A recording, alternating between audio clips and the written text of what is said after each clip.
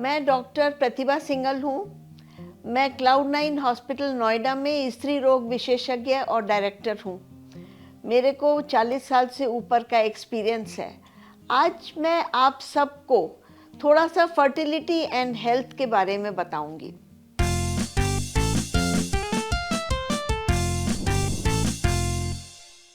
जब हमारे कपल्स की शादी होती है, आजकल एजुकेशन की वजह से, कैरियर की वजह से वैसे ही लेट मैरिज होती है।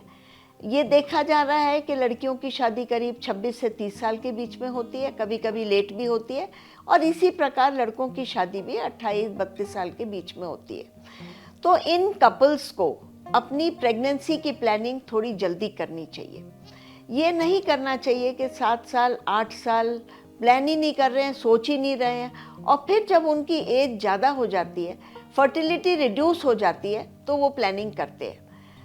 दूसरी ये बात है बहुत इम्पॉर्टेंट, जब भी कपल प्लान करता है 3 महीने पहले उनको स्त्री रोग विशेषज्ञ से मिलना चाहिए। दोनों हस्बैंड एंड वाइफ जब स्त्री रोग विशेषज्ञ या गायनोकोलॉजिस्ट से मिलते हैं तो उनकी कंप्लीट हिस्ट्री ली जाती है। दोनों की medical history, allergy history, family history, उनकी सोशल हिस्ट्री, लाइफस्टाइल क्या है, पर्सनल हिस्ट्री में क्या स्मोक करते हैं, टोबैको चूइंग है या अल्कोहल लेते हैं। तो ये सारी हिस्ट्री जब ली जाती है तो उसमें हाई रिस्क फैक्टर्स निकाले जाते हैं कि इस कपल के क्या क्या हाई रिस्क फैक्टर्स हैं। सपोज दोनों स्मोक कर रहे हैं या फ्रीक्वेंटली अल्कोहल ले रहे हैं या टोबैको चूइंग कर रहे हैं तो उसके लिए काउंसलिंग की जाती है। साथ साथ कुछ इन्वेस्टिगेशंस करने बहुत ज़रूरी हैं। लेडी जो है उसका हीमोग्राम सीबीसी करना चाहिए ताकि हमें हीमोग्लोबिन स्टेटस पता लग जाए। अगर वो एनीमिक है तो प्रेगनेंसी शुरू होने से पहले उसका एनीमिया करेक्ट कर दिया जाए।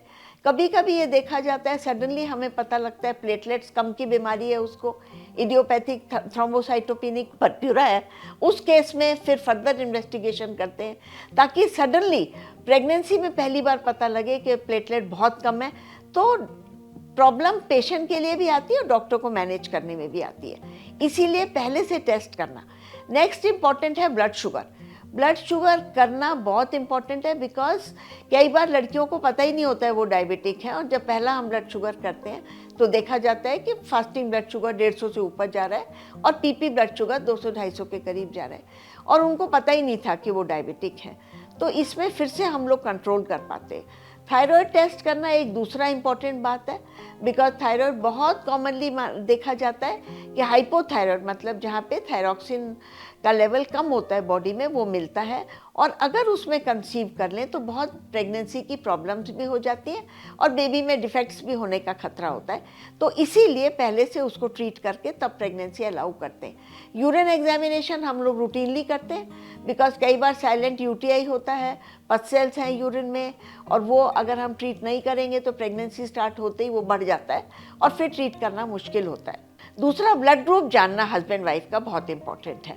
पेशेंट के RH नेगेटिव है, हस्बैंड RH नेगेटिव है या दोनों RH पॉजिटिव हैं। अगर RH नेगेटिव है मदर, ये नहीं है कि वो कंसीव नहीं कर सकती या प्रेगनेंसी नहीं कैरी कर सकती, बट उसमें कुछ स्पेशल इन्वेस्टिगेशन, कुछ स्पेशल वैक्सीनेशन लगाए जाते हैं during pregnancy and after delivery of the baby. Next important test होता है थैलेसीमिया। थैलेसीमिया काफ़ी कॉमन बीमारी है, स्पेशली नॉर्थ इंडिया में, वेस्ट इंडिया गुजरात में बहुत कॉमन है। इसमें क्या होता है कि जेनेटिक बीमारी है जिसमें ब्लड फॉर्मेशन प्रॉपर नहीं हो पाता है, और अगर हस्बैंड वाइफ दोनों हैं माइनर तो बच्चे को मेजर फॉर्म ऑफ डिजीज मतलब थैलेसीमिया मेजर होने का खतरा होता है, तो उसके स्पेशल मैनेजमेंट किया जाता है। इसलिए हम लोग हस्बैंड वाइफ का दोनों का थैलेसीमिया टेस्ट करते हैं, ब्लड ग्रुप करते हैं। और नेक्स्ट होता है कि आप ग्लाइकोसिलेटेड हीमोग्लोबिन कर लो, 3 महीने का रिट्रोस्पेक्टिव ब्लड शुगर कंट्रोल कर लो, और एक इम्पॉर्टेंट होता है वेरिसेला या चिकन पॉक्स का इम्यूनिटी देखना पड़ता है। अगर चिकन पॉक्स के लिए इम्यूनिटी नहीं है तो चिकन पॉक्स का वैक्सीन लगवा लेना चाहिए बिफोर प्रेगनेंसी ताकि ड्यूरिंग प्रेगनेंसी चिकन पॉक्स ना हो। इसी तरीके से एक टेस्ट होता है रूबेला।